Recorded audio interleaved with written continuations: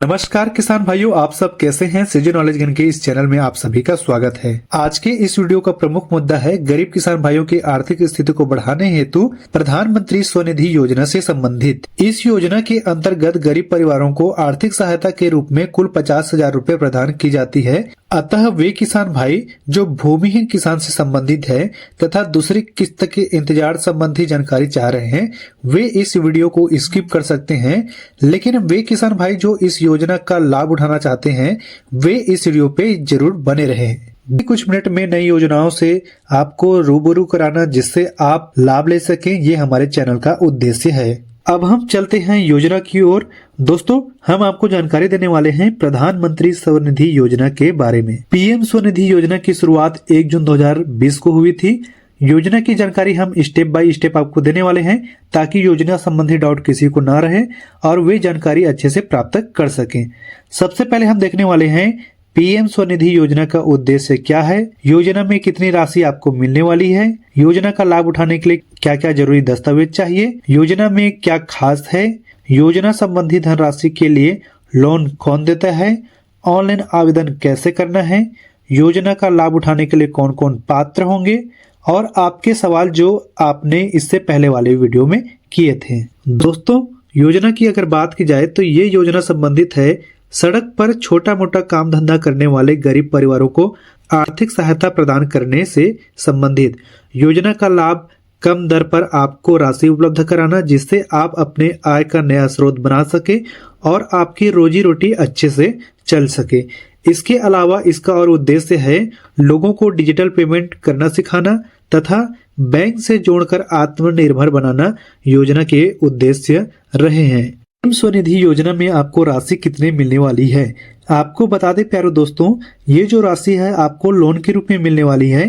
पहली बार योजना से जुड़े लोगों को 10,000 की राशि प्रदान की जाएगी जिसकी अवधि 1 वर्ष के लिए रहेगी। आप इस अवधि में पैसा चुका देते हैं तो दूसरे वर्ष के लिए आपको 20,000 की राशि दी जाएगी जिसको चुकाने की अवधि पुनः 1 वर्ष की होगी। राशि चुकाने के तीसरे वर्ष में आपको 50,000 रुपए की राशि सरकार द्वारा प्रदान की जाएगी। इसके अलावा आपका लेन देन अच्छा होने की स्थिति में 30,000 रुपए का लाभ क्रेडिट कार्ड के माध्यम से आपको दिया जाएगा।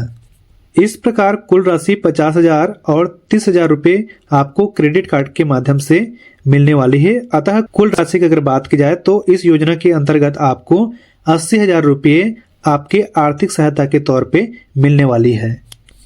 योजना अंतर्गत राशि के लिए लोन दर कितने रहने वाली है उनकी जानकारी हम आपको बताने वाले हैं। 7% ब्याज सरकार देगी सब्सिडी के रूप में। यदि आप समय पर लोन चुकाते हैं तो आपको बहुत कम ब्याज दर देना पड़ेगा। उदाहरण के तौर पर यदि बैंक आपसे 10% ब्याज लेती है तो सरकार के तरफ से सब्सिडी के रूप में आपको 7% छूट दी जाएगी। इस प्रकार आपको 2 से 3% का ही ब्याज दर अदायगी करना पड़ेगा। मैं आपकी जानकारी को आसान बनाने के लिए एक राशि के माध्यम से इसका कैलकुलेशन आपको बताने जा रहा हूं।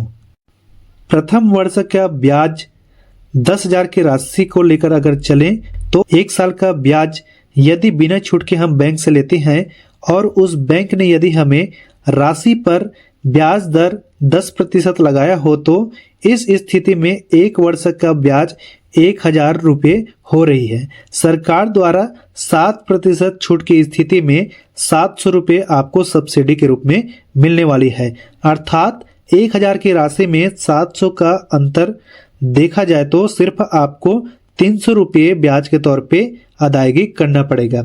इसी प्रकार दूसरे वर्ष के लिए 20,000 पर बैंक द्वारा लिया गया लोन राशि 10% के हिसाब से 2,000 रुपये होता है, जहां सरकार द्वारा 7% की सब्सिडी के अंतर्गत आपके 1,400 रुपये माफ कर दिए जाते हैं और आपको केवल 600 रुपये का ब्याज बैंक को अदा करना पड़ेगा। इसी प्रकार तीसरे वर्ष की कुल राशि 50,000 पर 7% का छूट के साथ 3500 रुपये की जगह पे आपको केवल 1,500 रुपये आपको ब्याज के तौर पे बैंक को देना पड़ेगा। योजना का लाभ लेने के लिए जरूरी दस्तावेज क्या क्या लगने वाले हैं। आपको योजना का लाभ लेने के लिए आधार कार्ड, पहचान पत्र के रूप में voter ID card, ration card, driving licence, इनमें से किसी एक दस्तावेज की आपको जरूरत पड़ने वाली है। मोबाइल नंबर जो आधार से लिंक हो, बैंक खाता, पासबुक, नगर निगम पंचायत का सिफारिश पत्र। योजना संबंधी खास बातें क्या हैं उनकी भी जानकारी हम आपको दे देते हैं। आपके जानकारी के लिए बता दो दोस्तों, योजना का आवेदन शुल्क बिल्कुल फ्री है। पैसा सीधे बैंक खाता में आता है। बैंक जांच के बाद लोन तुरंत ही मंजूर हो जाता है। इस योजना के लिए कौन कौन सी बैंक लोन मुहैया कराती है उनके बारे में हम जानकारी ले लेते हैं। जितने भी सरकारी बैंक हैं, समस्त प्राइवेट बैंक हैं, ग्रामीण बैंक है, कोऑपरेटिव बैंक है, माइक्रो फाइनेंस संस्था है तथा फाइनेंस कंपनी के माध्यम से इस योजना संबंधी आपको लोन मिल जाएगी। योजना संबंधी आवेदन आप दो प्रकार से कर सकते हैं, एक तो ऑनलाइन के माध्यम से और दूसरा सीएससी सेंटर जाके आप फॉर्म अप्लाई कर सकते हैं। सबसे पहले हम जान लेते हैं ऑनलाइन के माध्यम से। मोबाइल या कंप्यूटर में आपको पीएम स्वनिधि योजना की ऑफिशियल वेबसाइट में चले जाना है। अप्लाई फॉर लोन पर क्लिक करना है। मोबाइल नंबर में जो ओटीपी आएगी उसे फिल कर देंगे तथा आधार नंबर भर देंगे। दस्तावेज अपलोड करके सबमिट बटन पर क्लिक कर देना है और फॉर्म को सबमिट कर देना है। दूसरा माध्यम रहने वाला है सीएससी सेंटर जाकर फॉर्म अप्लाई कर सकते हैं। ऊपर जितने भी दस्तावेज आपको बताए गए हैं वे अवश्य लेकर सीएससी सेंटर आपको जाना है। पीएम स्वनिधि योजना के लिए कौन कौन पात्र होंगे आपके जानकारी के लिए बता दूं दोस्तों, जो सड़क पर अपना छोटा मोटा व्यापार चलाते आ रहे हैं, जैसे कि ठेला, रेहड़ी, फल सब्जी का व्यवसाय करने वाले, दुकान, चाय नाश्ता संबंधित व्यापार करने वाले, मिट्टी की मूर्ति बनाने वाले, प्लास्टिक के सामान बेचने वाले तथा फुटपाथ पे काम करने वाले छोटे मोटे दुकानदार इनके लिए पात्र होंगे। योजना संबंधी लाभ उन छोटे व्यापारियों को मिल पाएगा जो 2020 से पहले अपना काम जारी रखे हैं। इसकी जानकारी नगर निगम या नगर पंचायत के माध्यम से आपको एक दस्तावेज के रूप में सिफारिश प्रमाण पत्र के रूप में दी जाएगी। योजना का लाभ उठाने वाले के पास स्वयं का बैंक खाता हो और स्वयं का आधार कार्ड हो। कौन कौन योजना के लिए अपात्र होंगे इनकी भी जानकारी दे देते हैं। बड़े दुकानदार इस योजना के लिए अपात्र होंगे। जिनके पास अपनी खुद की पक्की दुकान है वे इस योजना के लिए अपात्र होंगे तथा जो भाई नौकरी संबंधी कार्य में लगे हुए हैं वे इस योजना के लिए अपात्र होंगे। अब चलते हैं सवाल जवाब की ओर। सबसे पहले प्रश्न था, छत्तीसगढ़ मुख्यमंत्री कन्या विवाह योजना 2026 आवेदन जमा करने की अंतिम तिथि क्या है? उत्तर में हम बता दें 3 फरवरी 2026 तक आवेदन कर सकते थे इस योजना के लिए। योजना के सामूहिक विवाह कार्यक्रम अभी हो चुके हैं। इस योजना के तहत 10 फरवरी 2026 को पूरे राज्य में कई जोड़ों का सामूहिक विवाह कार्यक्रम आयोजित हुआ था। दूसरा प्रश्न था हमारे कुछ किसान भाइयों का कि छत्तीसगढ़ की मुख्यमंत्री बस योजना कहां कहां पे लागू हुई है? इसका उत्तर है योजना की शुरुआत 4 अक्टूबर 2025 को हुई थी।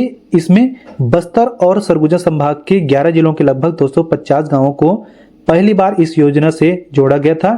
इसके दूसरे चरण में 10 जिलों के लगभग 180 गांवों में और बस कनेक्टिविटी शुरू करने की पहल हो रही है।